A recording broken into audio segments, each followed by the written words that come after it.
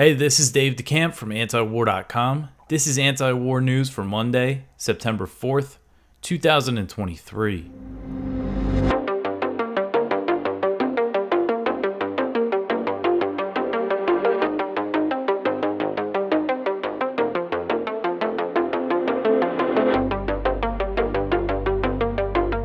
All right, first thing I want to mention today, it is still our fundraiser at antiwar.com. We're moving along pretty good, and we appreciate all the support that we've gotten so far this time around, but we still need a nice push to finish things off, so you could go to antiwar.com/donate to see the different ways you can support us.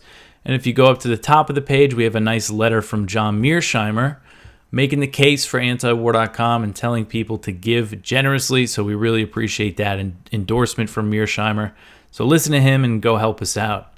Okay, so the first story at the top of antiwar.com today, the U.S. to arm Ukraine with toxic, depleted uranium ammunition.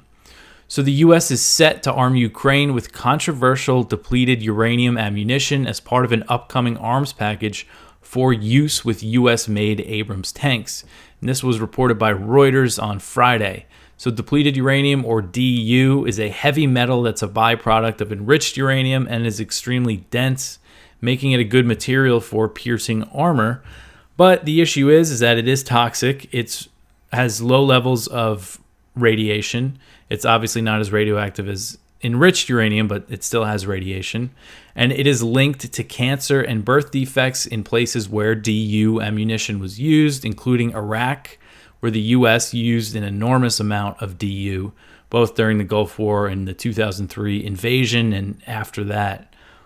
So the UK has already provided Ukraine with DU ammunition for use with British-made Challenger 2 tanks, but the U.S. has not taken this step yet, but it looks like they're going to this week.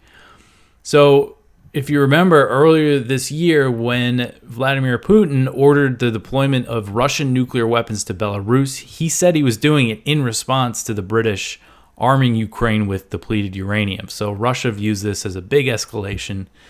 And, Russian officials at the time, before it was confirmed that the UK was arming Ukraine with DU, Russian officials were saying that they would treat it as a dirty bomb. So that's how serious the Russians view it. So, who knows what their response might be with the U.S. shipping it over there. And so according to this Reuters report, the arms package for Ukraine that will include DU ammunition is expected to be announced this week. The first Abrams tanks are due to arrive in Ukraine in the coming weeks. So that sounds about right. I remember them saying that the Abrams tanks would probably start arriving in the fall, and fall is coming pretty soon. So back in June, the Wall Street Journal, they first reported that the Biden administration was expected to arm Ukraine with DU, and that report said some officials were concerned the move would open up the U.S. to criticism for providing weapons that could cause health and environmental damage. I know the U.S., you'll see them kind of deny that depleted uranium really does cause all those things, even though there's study after study linking them. And just looking at the areas where the U.S. used it in Iraq, how the cancer rate, shot up. But, we know that the Biden administration has shown they're not concerned about damaging Ukraine's environment. In July, they started arming Ukraine with the cluster bombs, which spread small submunitions over large areas. So the big danger of cluster bombs is that there is a good chance of these small submunitions that they spread not exploding on impact, and they could be found years or decades later by civilians, and they can get killed or maimed. And that's what we still see today in Vietnam, Cambodia, and Laos, dealing with these cluster bombs that the U.S. dropped decades and decades later. So, none of that matters, though. The U.S. is just arming Ukraine with these cluster bombs, and their excuse is that, Russia's used them and there's big minefields, so they're going to have to clean it up anyway. So basically just making a bad situation much, much worse. And now, same thing with the depleted uranium. All right, the next one here, Zelensky says he'll replace Defense Minister Reznikov. So on Sunday, Ukrainian President Volodymyr Zelensky said he would replace Defense Minister Oleksiy Reznikov. And this move comes amid Ukraine's struggling counteroffensive. So Zelensky said, quote, Reznikov has gone through more than 550 days of full-scale war. I believe that the ministry needs new approaches and other formats of interaction with both the military and society at large, end quote. And Zelensky said that on Sunday night in his evening address. So Zelensky said that he wanted to replace Reznikov with Rustem Umerov, who's the head of Ukraine's state property fund. I don't know anything about him. Zelensky said that he expected the Ukrainian parliament to approve the decision, and this is really his biggest, leadership shakeup. He's replaced some other officials, but defense minister, it's the biggest, military leadership shakeup since Russia invaded last year. And if you remember earlier this year, way back in February, there was rumors that Reznikov was going to be replaced when there was this big corruption scandal. One of the things that was revealed by this scandal was that the defense ministry was purchasing food and other goods at an inflated price, and people were skimming off the top. And Reznikov was not personally implicated in the scandal, but, it happened under his watch. It was his defense ministry. And there were Ukrainian officials, or I think they were in the parliament, saying that they were going to replace Reznikov back then, but they never did it. What's interesting about Reznikov is that throughout the war, he's made some pretty candid comments, about the nature of the war and Ukraine's relationship with NATO. He described Ukraine as a de facto NATO member a few times, and he once said that Ukrainians were shedding blood for the alliance. So I'll read, because that was a really crazy quote. This was back in January 2023. Reznikov said, quote, we are carrying out NATO's mission today. They aren't shedding their blood. We're shedding ours. That's why they're required to supply us with weapons, end quote. Reznikov also offered his country to Western arms makers to be used as a testing ground for new weapons. This was in July 2022. He said, quote, we are interested in testing modern systems in the fight against the enemy, and we are inviting arms manufacturers to test the new products here, end quote. So that was just a few of Reznikov's greatest hits since this war's been going on. But the shedding blood for NATO is really something. They try to, in the U.S., they try to deny that it's a proxy war. All right, so the next one here, Russia says Sarmat nuclear missile system is on combat duty. So a Russian official said Friday that an advanced Russian intercontinental ballistic missile system known as the Sarmat has been placed on combat duty. And this was said by Yuri Borisov, who is the head of Russia's space agency. And Putin said back earlier in this year that this system would eventually be deployed. This year was when it was expected. And this Sarmat system was made to replace older ICBMs, and it's said to be Russia's most powerful missile. It's gotten a nickname in the West as the Satan II, because they call Russia's other ICBM Satan, and this is the one replacing them, so it is Satan II. And it can pack a huge nuclear payload with a range of about 11,000 miles. Russian officials say that the Sarmat can carry up to 15 nuclear warheads using multiple independently targetable re-entry vehicles. So it's basically little missiles packed inside a big missile that they shoot out and can hit, individual targets. So a very scary weapon. And Putin has said, he's previously said that Russia had to develop this Sarmat because after the U.S. backed out on its commitments not to develop anti-ballistic missile systems. And what he's referring to there was that in 2002, the George W. Bush administration withdrew from the Anti-Ballistic Missile Systems Treaty, which had been in effect since 1972. It was signed by the U.S. and the Soviet Union back then. And the idea of this treaty was to limit anti-ballistic missile systems so, then the U.S. and Russia wouldn't really have the incentive or wouldn't feel compelled to produce new nuclear weapons if they knew that there was limits on their missile defenses and they didn't have to make big, huge, powerful new nuclear weapons. But since that treaty was torn up by Bush, it fueled this new arms race between the U.S. and Russia, and we're seeing the consequences of it today. All right, so the next one here, Taiwanese troops join military drills in Michigan. So this was reported by Taipei Times, which is a Taiwanese paper, but they cited a Japanese newspaper report, and it said that Taiwanese troops attended a multinational military exercise inside the U.S. last month that was led by the Michigan National Guard. And when it comes to U.S. and Taiwanese military cooperation, this is how you usually find out about it, is leaks, and it's typically Taiwanese or some other Asian media where we might learn about it first. And this exercise is known as Northern Strike. It took place from August 5th to August 19th in Michigan, and it involved 7,000 military personnel. The report did not detail how many Taiwanese troops participated, but said the scale was larger than previous training drills with the U.S. Back in February, the South China Morning Post reported that Taiwan would deploy 500 troops to the U.S. for training in the second half of the year. So this could have something to do with that deployment. And Taiwan has previously sent troops to the U.S., but typically they only send, a few dozen at a time. It's very low key. Sending 500 troops is a big, escalation of that military cooperation. Now we don't know exactly what the number is. I'm kind of just putting these reports together, connecting some dots here. But the U.S. and Taiwan have significantly increased military cooperation despite strong warnings from Beijing. Of course, China is against any kind of U.S. and Taiwanese military cooperation.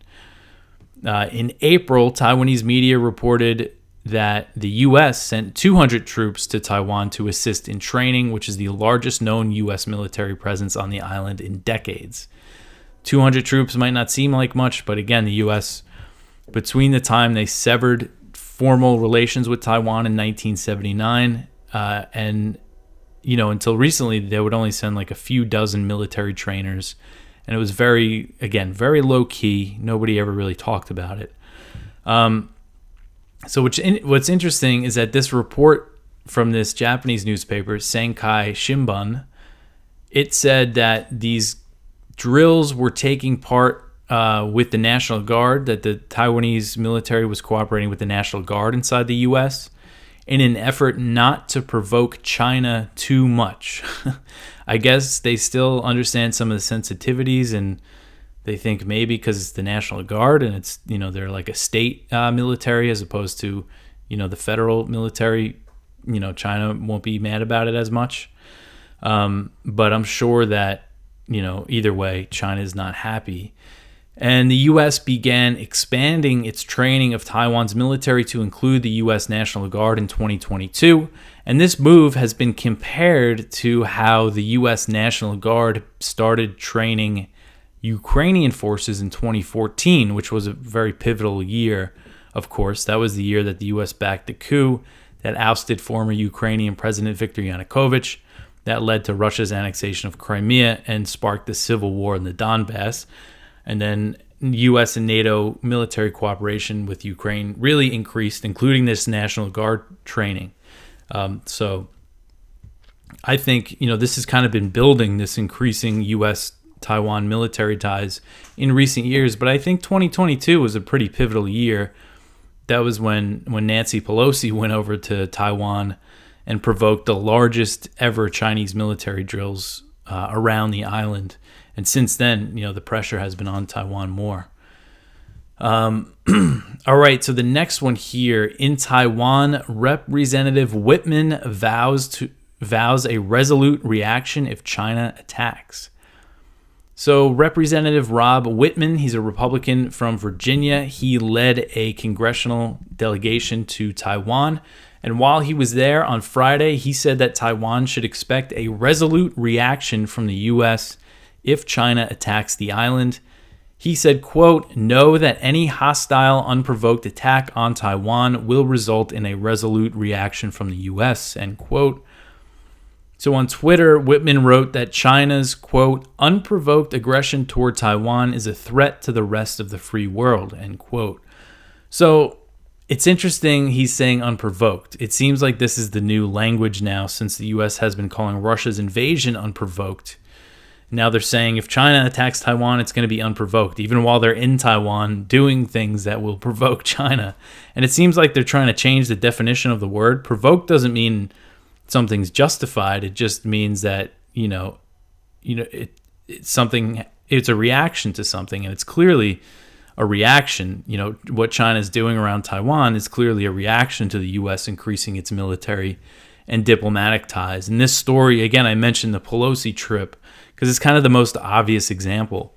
She was going over there. China said, "Don't come here, or we're gonna, do something," and she went anyway. And then they launched these huge drills. They provoked the military drills.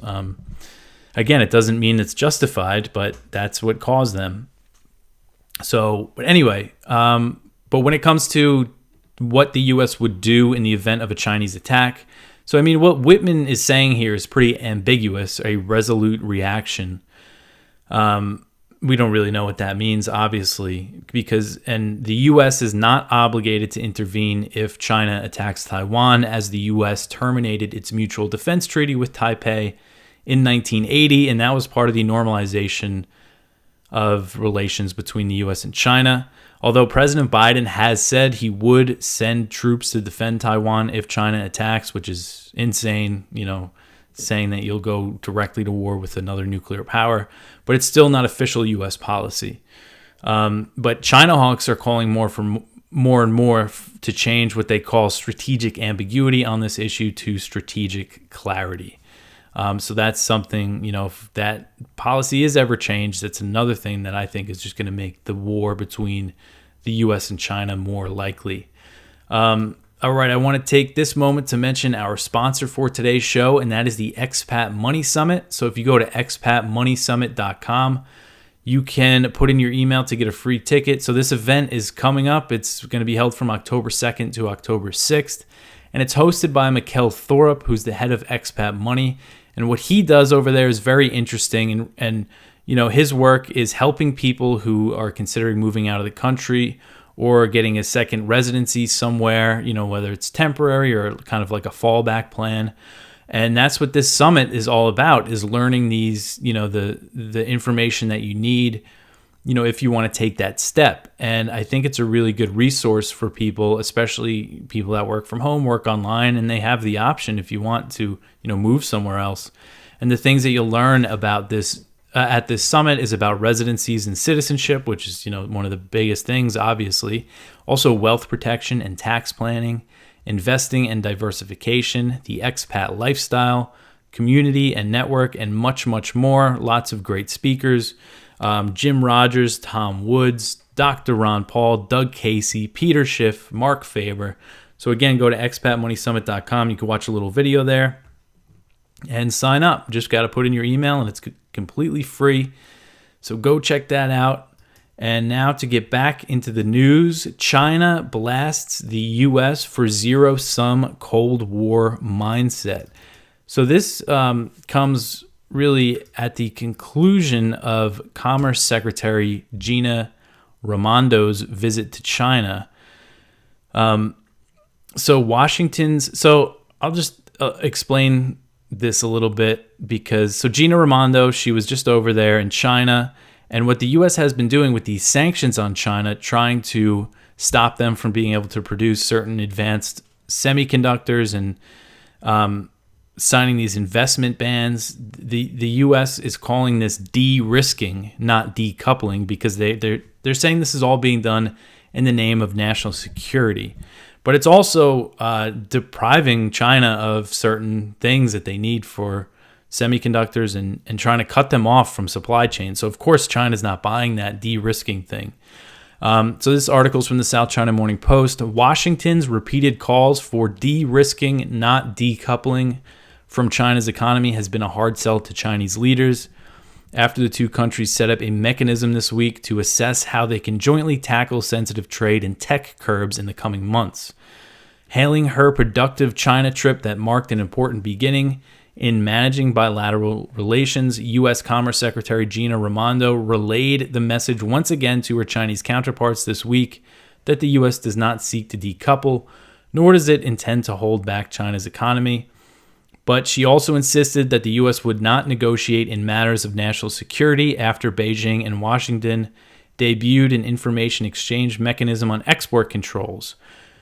So she goes over there and they agree to this new way to discuss these things, but she's basically saying nothing's going to change. She said, quote, "I was very clear that for all of our controls, we're not interested in changing them and we are not interested in negotiating them," end quote. So, I mean, that's that. So, of course, again, what they are actually doing is cutting China out of a supply chain. Whether they say it's in the name of national security or not, that's what's happening. And China's not happy about it. So at the end of her trip, the Chinese Foreign Ministry really, slams the U.S. for this policy. Foreign Ministry spokesman Wang Wenbin said, quote, "What the U.S. is doing is not competition, but enforcing its zero-sum Cold War mindset. China strongly opposes the suppression of the U.S. in the name of competition, which will only push two countries toward confrontations and divide the world with the new Cold War," end quote. So again, she went over there, but it just doesn't seem like it's done anything to ease tensions or really resolve any issues. That's kind of been the theme of all this U.S. and these talks between the U.S. and China. All right, the next one here, North Korea simulates a tactical nuke drill in response to U.S. exercises. So North Korea on Saturday simulated a tactical nuclear weapon attack in response to another round of massive military exercises held by the U.S. and South Korea. So this is from North Korea's Central News Agency. Their report said, quote, "A firing drill for simulated tactical nuclear attack was conducted at dawn of September 2nd to warn the enemies of the actual nuclear war danger," end quote. This report said that, quote, "2 long-range strategic cruise missiles tipped with mock nuclear warheads were fired in an actual war environment according to rapid approval procedures," end quote. So this is, I think, the second time within a week that they said they were simulating, a nuclear attack. And this came as after the U.S. and South Korea concluded 11 days of joint exercises known as the Ulchi Freedom Shield. And ahead of these drills, South Korean officials said that they would involve 30 field training events compared with 13 in last year's iteration of the drills. So they're making them a lot bigger. That seems to be the theme of all the U.S. and South Korean war games lately. They keep saying, oh, it's the largest ever version of, these drills. And U.S. B-1B bombers participated in the drills as the Biden administration is making a point to deploy strategic assets to the Korean Peninsula. In July, the U.S. docked a nuclear-armed submarine in South Korea for the first time since 1981, which was just a reckless provocation. There's no reason to send a nuclear-armed submarine to South Korea other than say, hey, look, we got nukes here. I mean, just the nature of nuclear-armed submarines, they could be patrolling waters pretty much anywhere in the world, and their missiles are very long range, so they don't need to be there. Again, it's just a provocation. So tensions continue to be really high on the Korean Peninsula, and it doesn't seem like many people are noticing.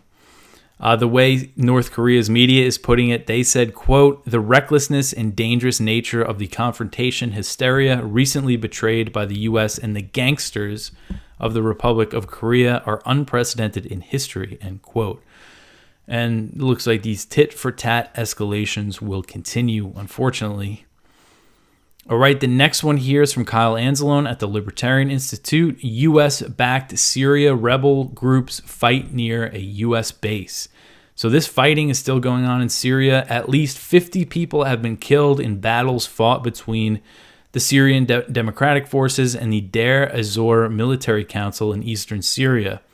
These warring parties, both of them, are backed by the U.S., and the Syrian Democratic Forces is the SDF. They're Kurdish-led. They're mostly Kurds.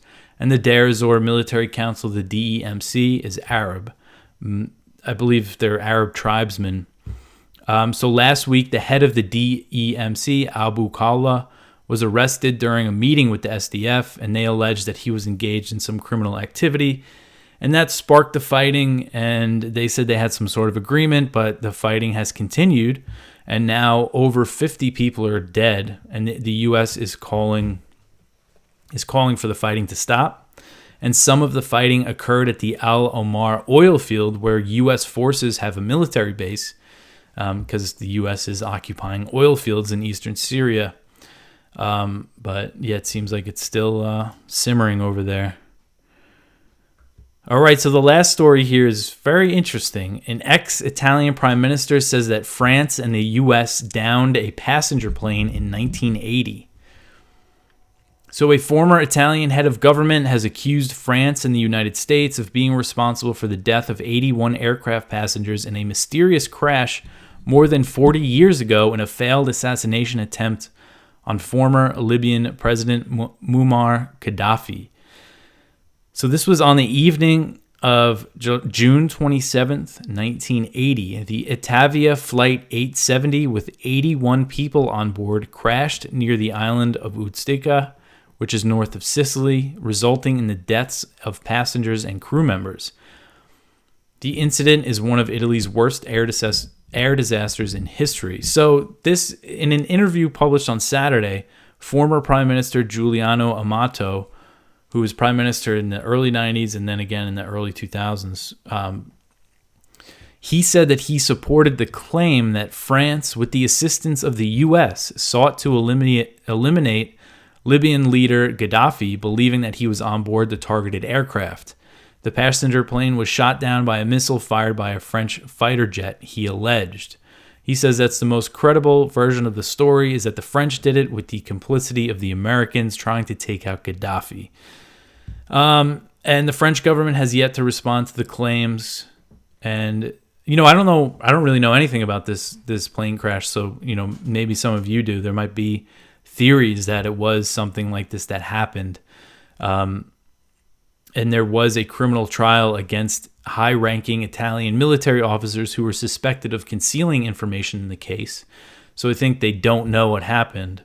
And this is a theory. And Italy's current prime minister, Giorgia Meloni, she's saying that he has to provide some concrete evidence to support his accusations. So I just thought that was interesting.